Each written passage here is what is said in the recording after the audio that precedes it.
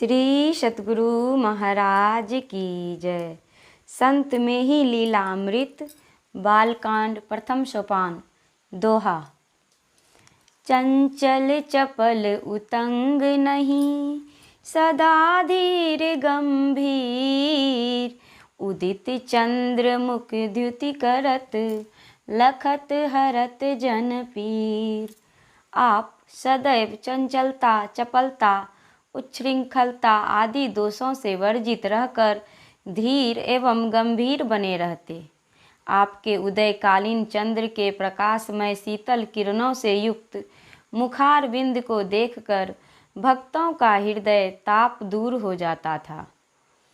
बीते दिवस कछुक यही भांति, शीतल करत मातु पितु छाती। सेवाल्प किन्न महतारी, एहि बिच विधि प्रपंच विस्तारी। आपने इसी प्रकार कुछ वर्षों तक अपने बाल चरित से माता एवं पिता के मन को आनंद और हृदय को शीतलता प्रदान की। माताजी मात्र अभी 4 वर्ष ही आपकी सेवा और शुश्रूषा कर पाई थी कि इसी बीच विधाता का विधान उनके ऊपर लागू हो गया। मातु ने तब विधि हरि लीना, जननी वास अमरपुर कीन्हा। अहह मातु जग संत उपाया, कीरति अमर लोक मह छाया। विधाता ने आपका मात्र स्नेहाज्वल सदा के लिए छीन लिया और माताजी सदैव के लिए आपको छोड़कर स्वर्ग चली गई। ओहो माता, तू धन्य है जो संत पुत्र को अपने उदर से उत्पन्न करके सर्वत्र अपनी कीर्ति को फैला दिया। बरस 4 आयु तेहि काला, परी बीच महु विपत्ति विशाला। भगिनी जेठ रही घरिन से, सेवा बहुत मिली तह जिन से। उस समय आपकी उम्र मात्र 4 साल की हुई थी कि उसी अल्प वयस में अचानक विपत्ति का भारी बोझ आपके सिर पर आ पड़ा। इस असहाय स्थिति में आपको अपनी बड़ी बहन से बहुत सेवाएं प्राप्त हुई। झूलन दाय ताहि करनामा, परम विनीत विलक्षण कामा। असन बसन भो जन जल पाना, पितु भगिनी मिली करत ठिकाना। उक्त बहन का नाम झूलन दाय था। वे परम सुशीला थीं तथा उनका सभी कार्य बड़ा विलक्षण होता था। आपके भोजनादि की सारी व्यवस्था बड़ी बहनजी और पिताजी किया करते थे। आयु 5 बरस जब भयऊ, पितु मुंडन विधिवत तब किएऊ। बीते काल 5 त्रय भाई, अक्षर बोध ग्राम निज पाई। आपकी उम्र जब 5 साल की हुई तब आपके पिताजी ने विधि पूर्वक ब्राह्मणों से आपका मुंडन संस्कार करवाया। फिर जब बाल लीला करते हुए आप 8 वर्ष के हुए, तब पिताजी ने गांव की ही पाठशाला में विद्यारंभ हेतु आपका नामांकन करवा दिया। निज ग्राम विद्या धाम मह शिक्षक सभा जित राजित तिनकी व्यवस्था महु सदा रही। आप विद्या पावते तह वर्ण कैथी अरु पहारा गणित कै शिक्षा लई एहि मध्य महु सुर नागरी कर ज्ञान पुण्य गुरुवर दई। उक्त विद्यालय में अलीगढ़ निवासी श्री सभाजित सिंह जी नामक एक शिक्षक विराजते थे। उन्हीं के संरक्षण में रहकर आप विद्याभ्यास करते थे। उन्होंने 2 वर्षों तक अव्याहत रूप से आपको कैथी वर्णमाला, पहारा और गणित पढ़ाया तथा इसी बीच साथ साथ आपको देवनागरी लिपि भी पढ़ा दी। 2 संवत निज ग्राम मह लियो सुशिक्षा आप, सहपाठी लखी चकित भय प्रबल ज्ञान प्रताप। धरहरा ग्राम के विद्यालय में आपने 2 वर्षों तक शिक्षा ग्रहण की। आपकी प्रखर प्रज्ञा को देखकर सहपाठीगण चकित रह गए। शिशुपन सो हृदय परम दयाला,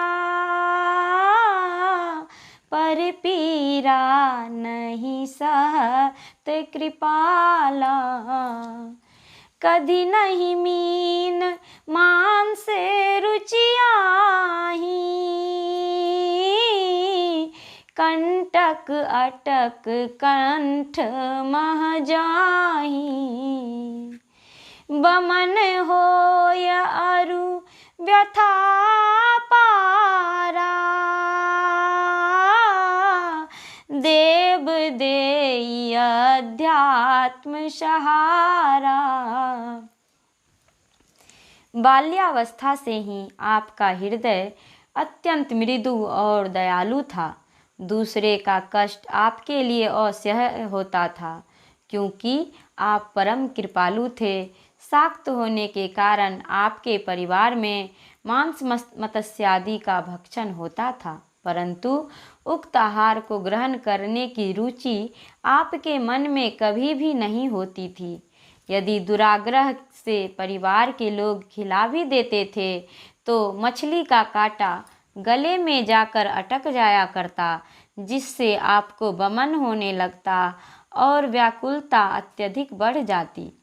ईश्वर की ओर से आपके लिए यह आध्यात्मिक सहारा मिलता था। एक बार कार्तिक शुभ मासा, दीप अवली बहु विधि परिकासा। सिंधु सुतापू जन सब करई, विप्र वेद दहु दिशि उच्चरई। गृह गृह होय सुमंगल काजा, बाजत सकल मनोहर बाजा। एक बार शुभ कार्तिक मास में दीपों की कतारें घर घर में पंक्तिबद्ध हो प्रज्वलित हो रही थी। सब लोग अपने अपने घरों में लक्ष्मी पूजन करवा रहे थे। ब्राह्मणों की वेद ध्वनि 10 दिशाओं में उच्चरित हो रही थी। गृह गृह में शुभ कार्य हो रहे थे। सब तरह के सुंदर वाद्य यंत्र बज रहे थे। तेहि दिन मातु दयावती रानी, करी जो नार मत्स्य गृह आनी। मंगल दिवस आ पावन करनी, देखी आप ताशों यह बरनी। यही नहीं मातु नीक तब काजा, विष्णु प्रिया पूजन दिन आजा। उसी दिन आपकी सौतेली माता दयावती अपने यहाँ मछली लाकर बना रही थी। शुभ दिन में उनके अपावन कृत्य को देखकर आपने उनसे कहा, माता जी, यह तुम क्या कर रही हो? यह काम ठीक नहीं, क्योंकि आज लक्ष्मी पूजन का शुभ दिन है। शुभ दिन तमस आहार न कीजय, कर्म शुभाशुभ चित्त महु दीजय। नहीं चित्त दीन्य मातु यह बाता, तब सब आप कहयो निज ताता। शुभ दिन में तामसी आहार नहीं ग्रहण करना चाहिए। थोड़ा शुभाशुभ कार्य के ऊपर भी ख्याल करना चाहिए। परंतु माता जी ने आपकी कही हुई बातों पर ध्यान नहीं दिया, अर्थात अनसुनी कर दी। तब आपने इनकी सारी शिकायतें पिताजी से की। सुनी सहज सरल विनीत वचन पुनीत, पितु उर भरि लियो लखी आप की करुणा। विमल मति अति पुलक तन हव गयो, परितोष करि गे मातु पह धिक्कार। कटु बयन से सुनी मातु व्यासानंद, जल कन बहई कोमल नयन ते। आपके स्वाभाविक सरल और विनम्र वचन को सुनकर पवित्र पिता ने आपको हृदय से लगा लिया और आपकी कृपालुता एवं निर्मल बुद्धि को देखकर उनका शरीर अत्यंत पुलकित हो गया। फिर वे आपको कोमल एवं मधुर वचनों से सांत्वना देकर माता दयावती के पास गए और उन्हें कठोर वचनों से बहुत धिक्कारा। व्यासानंद कहते हैं कि उनके उग्र वचनों को सुनकर माता जी के नेत्रों से अश्रु की धारा प्रवाहित होने लगी। श्री सतगुरु महाराज की जय।